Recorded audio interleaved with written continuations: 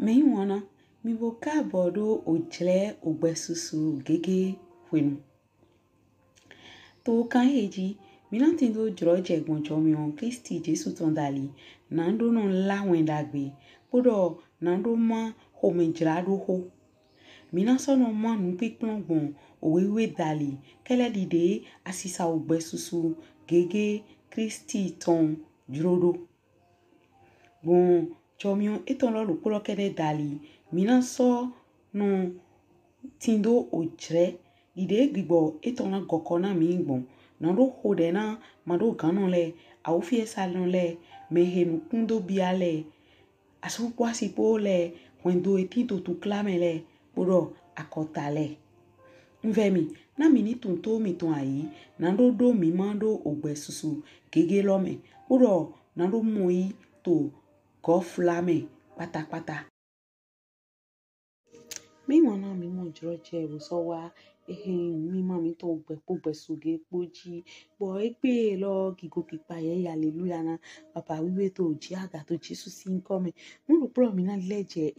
owe ta mi ton Ezekiel ton otakpan ewe aweji ya role o kuno ton so wa de do mo mi so mo gbe to ton do na hoviti le ton do lewe okluno shiwe we do na ai ha to yin sidaga mutu bokie kosodomo yewidiwe nye si ayin to wa isinu jiwe tome to blabla ohule tome kan show beto dewe rie jiwe mangba ni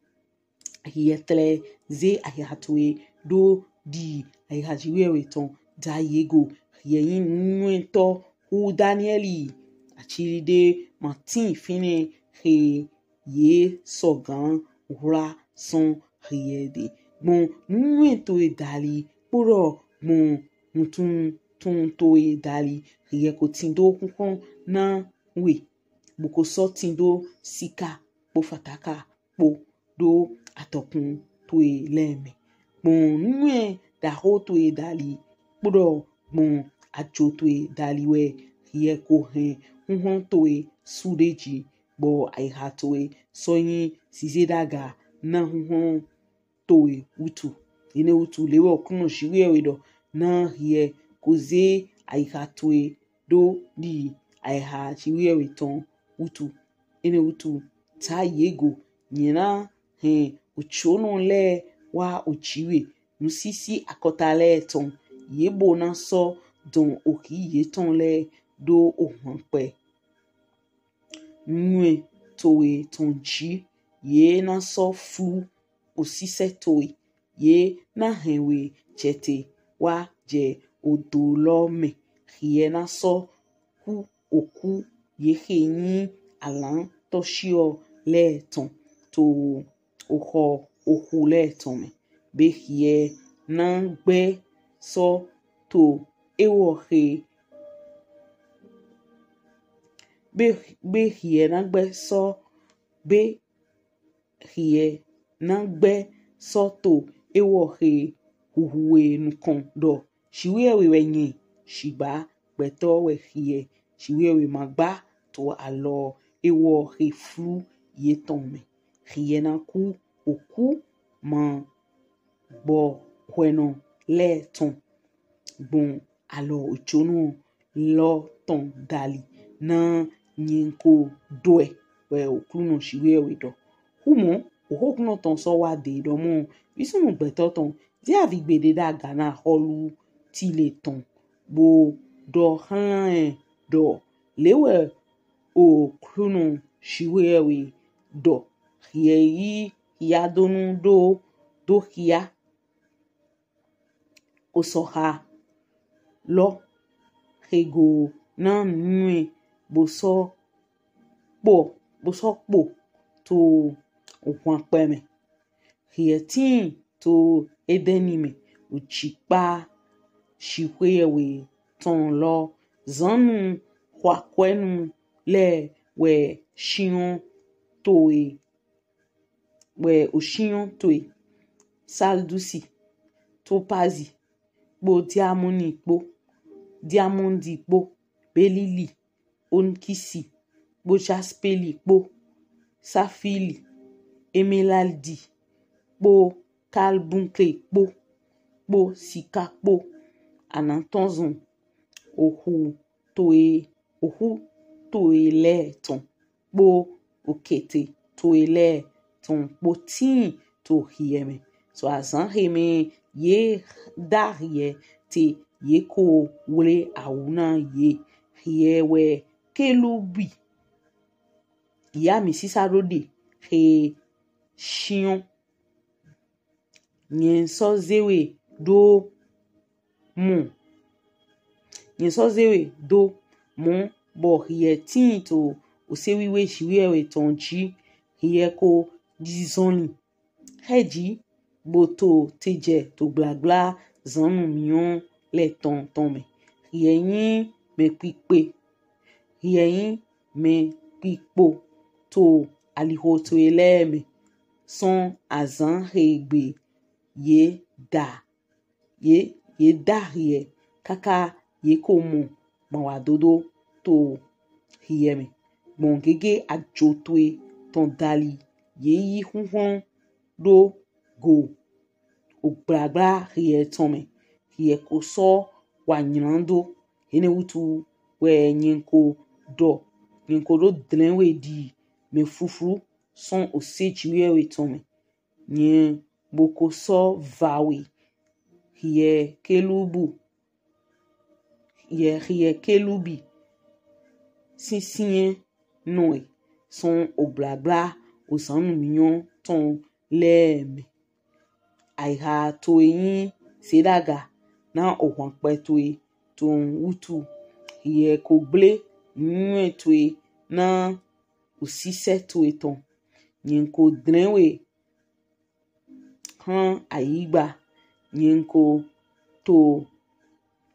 edo aholu lenukon na yenido punwe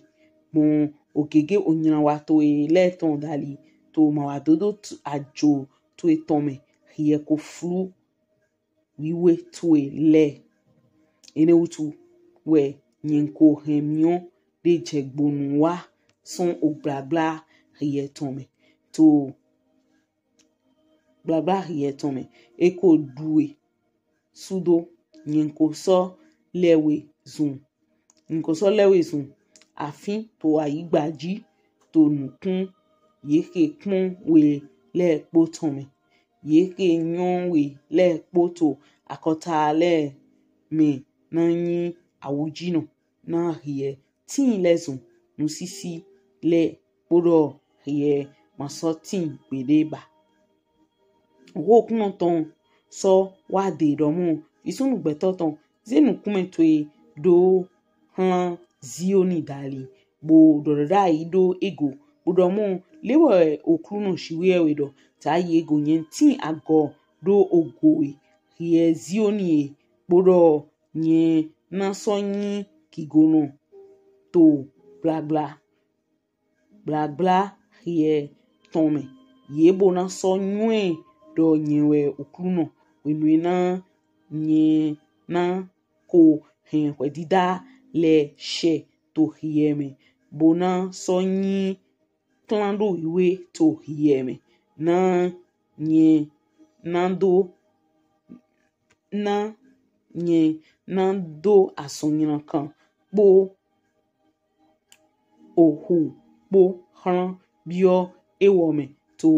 alihogbo etonleme to bo alantole na so jayi to blabla hie tome po ohi lo po to o ewoji to awa le poji yebo na so nwelo nyiwe okruno ovehun tron de mana so tin fine han okwe Israeli ton ba kavi ohun adino de son meketin ledo ye de pepe de hebasi ofle hlan ye le ye bona so nwe do nyewe okruno shiwewe lewe okruno shiwewe do wenwe na nyena ko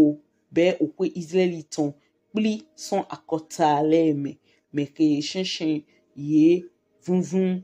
ye do le bona so yin klando iwe to yeme to nukon akota le lo ton me wenwe ye na no ayigba ye ton titi me he nyina clan David chez Jacob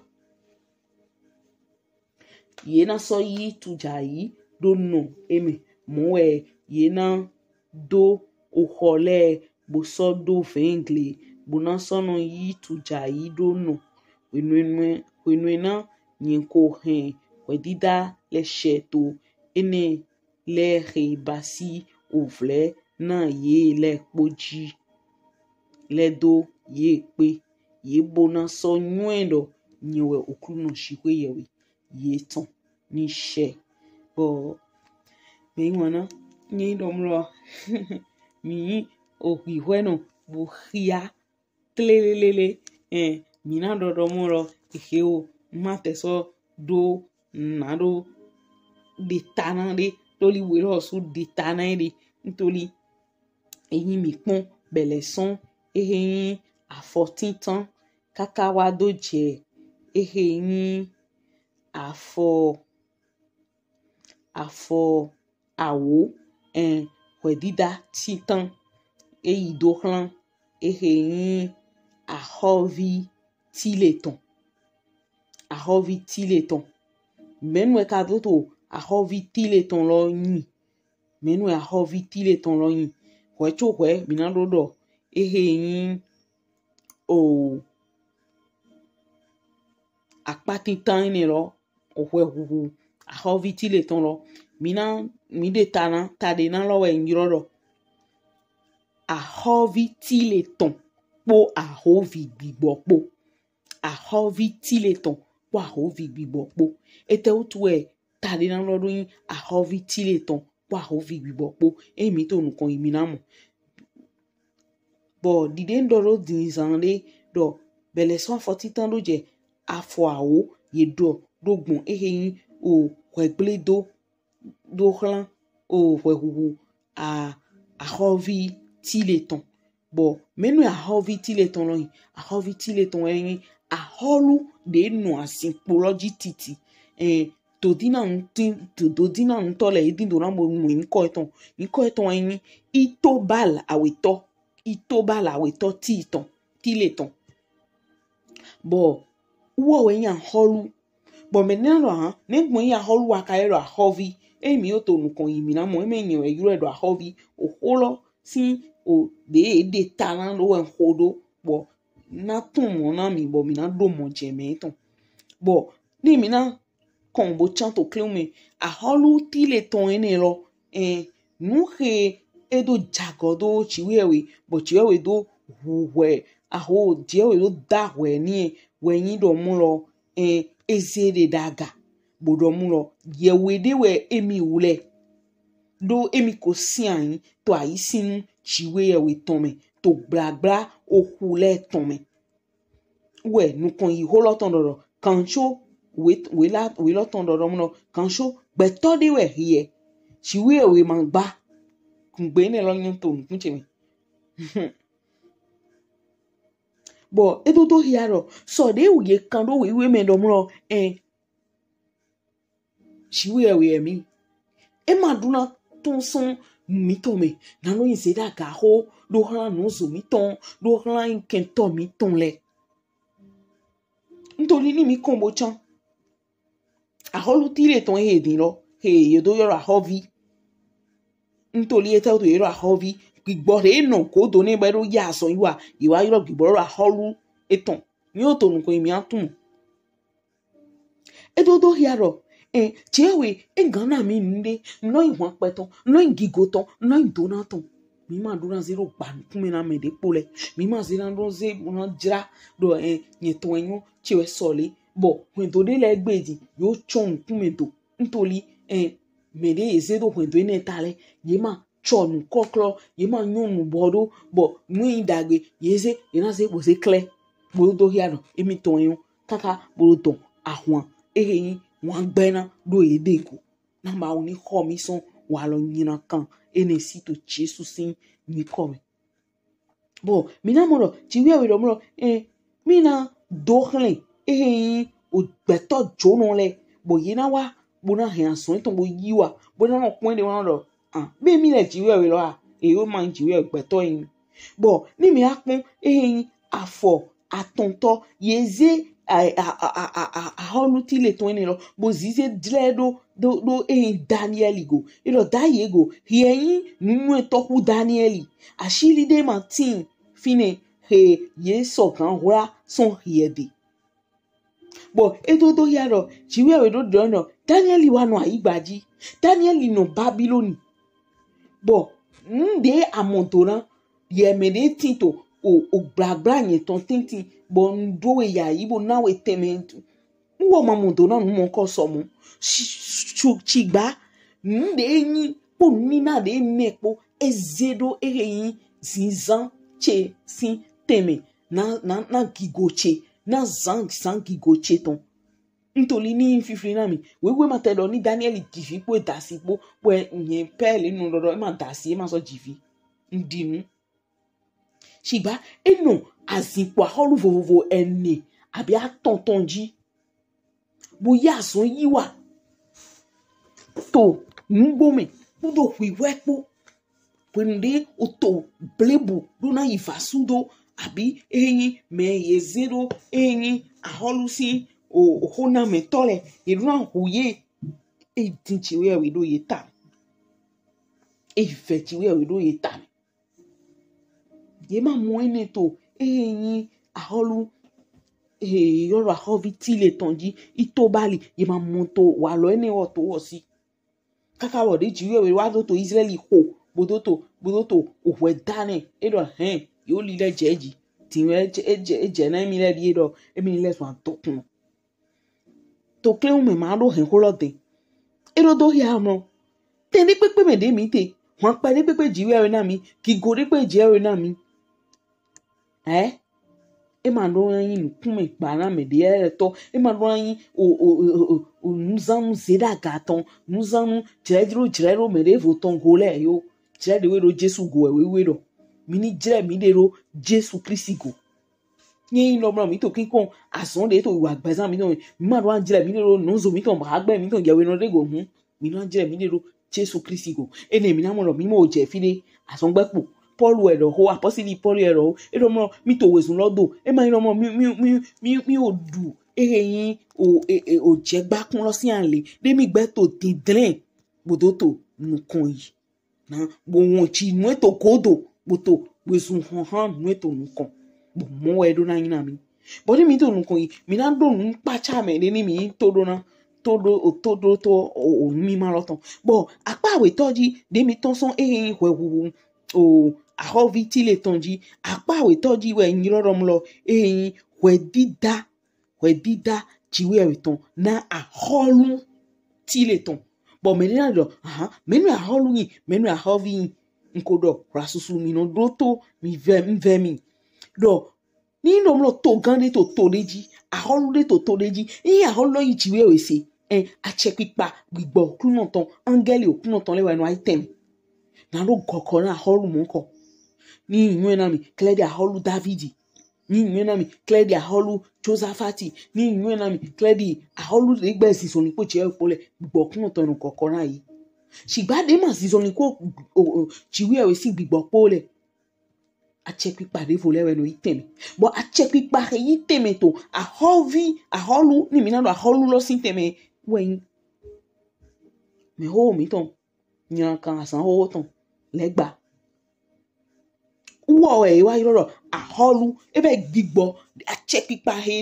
yasun yiwa to ayiha aholu ni to me we so we ta lo de ta na do aholu lo ni to hold on ni aholu de wa do bele to son afowuro poto ni mi to do ganji afowuro poto kakawa doje miro afọ ko ekweropo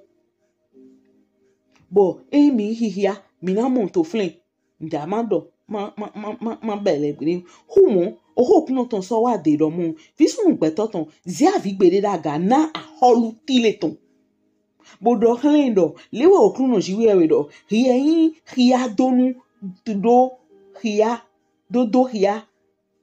osoha le hego na nwe ebe ro nwe to dawe bo so po to ohun pe mi hietin to edenime ojipa chiwe yewe ton eye mi bi bo nukon yi lodo dodo le do mu lo zamu akwe gegenu lepo we shionwe saldusi topazi diamoni pe ihia sanu lole legba we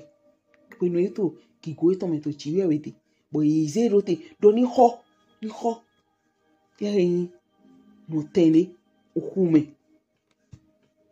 e kawai joede na ajo wenu ajo abio gbezan to me iwa pipe jali kolo do yemi bo edodo hia lomro e nomro mi to ngiwa no gba mi de me pon ro be nde ba he ntele odi gbigbo chewe ton je fi ni gbigbo krisi ton je gbigbo kun ton de kun na mi ni ma so gbigbo krisi ton gbigbo kun ton ajo mi do na gbigbo ma we bro uwe to ojede me mi titeli gbigbo nkan kan ro azun wa ngi lo nuna ma mi ma dede ji to clean me mo jre mo do bo otade na lo ndo aho jona gbigbo kun ton ye jo me de na gbigbo kun ton abi jona gbigbo kun ton abi gbigbo che hon me le ton gbigbo che hon me ton le to li supo yi se no ton egbe ni o ho di do we to me wa lo e ton ye no pon kaka mo be gbigbo kun ton gbe fi boni mi pon aholu ti le ton so de eyin otoda ho e ma zede bo dinji wewe ni dinji wewe ina se gbigbo kun ton do ina se angeli okun ton do ina se ache gbigba jiwe wewe ton ki go me ton do man do budi si jiwe wewe ton aho vi we item bo ye wa to tade na mehe legba ko yin to wen we tinto awu gigo eto me kaka boy ye do ye juro koko ni no juro koko eto kaka we wa mo ajo to isi o afowiye ne to wedo hiewe kerubi yi ami sisa rode dendo hiya le tache tite yi ami sisa rode nye so zewe do mo bo hie tinto o se wiwe jiwe yewe tonji hie ko zizon heji boto teje to bla bla zamu mion le tonton mi bwena yin fiflina mi lo mu lo mi o ki adogun kelubi le dali to ereyin o Daniel si weta me o so hia le si we me de ye no to mion lo me bono ze ereyin aho nu eron ba asan lo kaka wa do je we de we ro o de mi ton lewe bo so yi mi on lo tanti bo so ze ereyin mi on kan lo na ro sise wa do aigba we mi na mo ason de fi de temi legba o tin ti dai bo ni no mro mi vo nve mi no mi ni hia ina re nwesu na mi logo bo nye pele e do aye mi no mro ati de doro ati dagbe ton po nyiran kan ton lopo legba we ati ene to ehin aho o jipa edeni ton lo mi nítorí edina mi no de wa nyiran ye mo nyiran lo de si ye mo pipe je to me je we ye gbeju edo kelopo bode e wa da adam po do eva po e wa ron udi atin to chipa amo du atin le po si ba ma du atin eheblo ko lo ye mi don e ba yo de to kelopo to wewe nu to nu chi wa to nu tu e ta di ofide we bo mi do fi fe na bo toju ba mi yi mesi bo toju bo ehun to mi si to wegbe wa je wa lo kan le doji to fi mi ton le osu papa tintin ye mo ya o de ton lo mo ni o iranju edo flen bonato o kiki lona o fi di ele na ni ma ro do gbe ton lo nfe mi lo mi hi anu mi ton na sudo go bo mo we dida lo yi prop propre kakawa ehenyi afoko ewe dopo boydo e ma so tin gbedeba we ko da ko eton we me ni no iro e ma tin gbedeba cho we gbe to klalo no ipipe kan hu me e no so hu me wa ayi gbaji bro asun eton wa we de no ya so ka ji we bro so je ko mi ton amo hun Jesu ton tin mo to ko suna mi ule o mi we yin o hun gan ville ton we yin atodo Kristi jiwe o ton to Kristi mi bo so apa ho ni bo ni mi na je apa atontoji henyoro zioni si wedida zioni lo ntido na iroromro o zonli o na ojle o kande we etena tile eba iromro e ma tendo tile bo yeso ihwe bo dana wosu eta tu ihwe dani ntoli wenwe de Israeli to duduto homegble chiwe we tome wo eno flin aho ezenu kume eton doaga bo to dido romlo o aho ki gono de we mi le to bra ye tome bo chiwe we do mi na gble hwe do wosu eba ido edo eto ede do fo chan emi le konte hun kan me diele mi ma to alo me diele tonji we edo romro omina to ele bi anyo plepo som ma so flin som de do we bo a holu David do jiwe wa le bla na mi bojo nina de mi ma monukun je me le po papapata joye na mi bo de mondodo Israeli go to ye da we na wosu bo we did I ton go do ye wa lile na do sinkando Israeli sin ki come pagbe wa chiche me we edoyin bibele son eheyin apa konukun aton to lo kakawado fivonu bo edoro ye hedo tin bodo to Israeli kole boto funfun ipele chiwewe na go Israeli gba chiwewe na go elekoa ki go etome bona de tonson eheyin o wan tuntun si mele tenti buena inclando wiwe but into flin no hia mi flin mu mi ko do to sede wa yi do supo yi se no to egbedin ma so dun kun dido na ki go me bibi oba bo mu ayi gbaji ton le po ahovi si gbigbode azun ato aholu le me po ye na teme mo YouTube ji po TikTok ji me de to nda ina to de pon bo to de do hia de ho eton gbe yan do de to ajo eton ro de avo he wa moduro de afopa he wa mo bo mi to me mo me po mi to we lo du ritum lo me bo no do be mi do flin lo maya igbaji fi don be mi do flin lo mi na bi ogigo me sande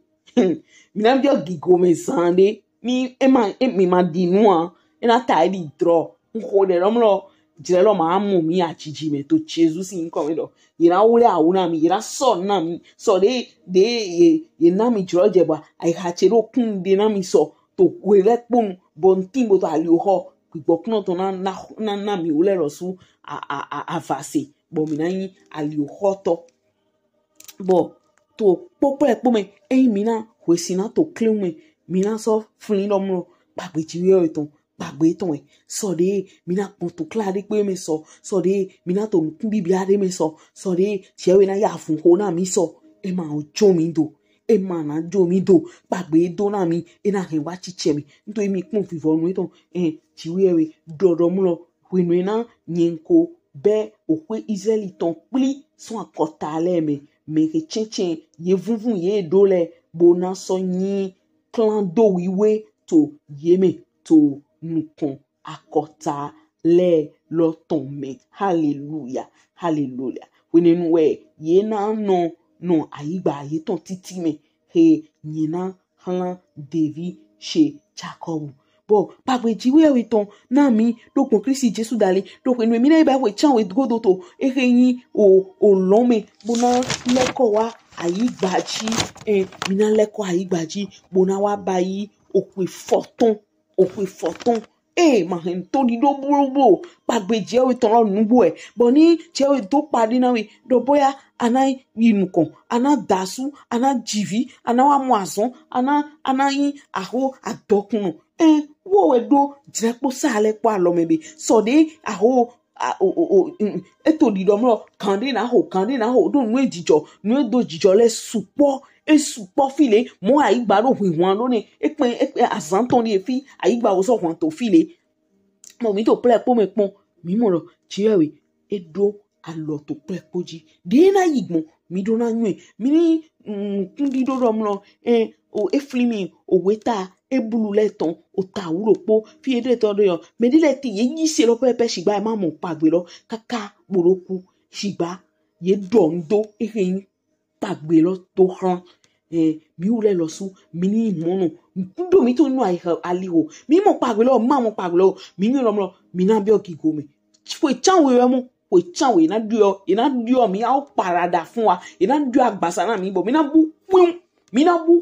cheju kwero podun kun iwe mo na bi okigo mi bon ho de ro mo to de to si se mi le bo yi se ro de mi to ma ngbo agba gigo mi bibi oton yin lo su ma ngbo agba gigo mi bibi oton to Jesu sin nko mi no te fi mi ni ho de baba to Jesu sin nko mi mo de afun ta to kun ho mi bo yi we yi dana togun efle togun to eko bo chan iko ni atin to a fi esa me do ran yi na ro do ya iro mo mi ma he wa yi gba jifi na nulu bo aso ale kaka bo so bio fin ki go pagbe lo do mi na clan edo we mi na de edo fo mo na se edo fi edo ran ti mi ko to pa na ye to gbogbo topo ton le dali bo aflin baba ho de me de we a to pa na bo ohun ti pagbe ni torí pere pon tu torí tu cloud tu torí be wulu le utu baba jali flin me moko adomlo ni le yin ton ni le mi ule to ma ni le chegba torí olon te do aigbaro mo ni le yin okun ton etendo mi ule do ni baba ho de me ni na to nu kon to na no skan to yon le to torí fure pon lo suhun gen bo to iro hin na karamba iro de enka de homa nka blama ma so se je we si gbene je we ma so do nene chu me de ma so yo mo do nina mi ni ka la ba sata la ba ho de do we chu mini zra je edo je we chu sun eni fo to de we ya memoko do ho na memoko si a lo do akonji ne fun etite baba fún etite bo do ali orie bo ne eyan konkipan bo to di to po ni si kan won te gban po do ye po ni ma lo hin pagbe to ro bulo bo pagbe aigbaji fi ton le prepo na juai de ntaji lo yen adomlo mi fondina do nu bo mi na ibi ogigo mi mo nu edo jijo mi mo de Israeli ye o to we sun do alona lonu na do vo temple ye to atonto gba nu le po so gbe na ye bo we nu ye to di do hia bon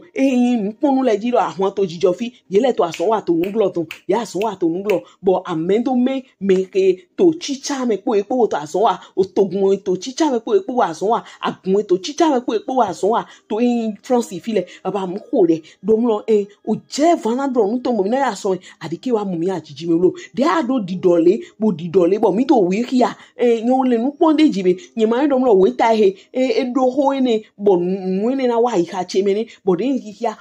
emi flin nu ja to ho na mi do son o se mo pandie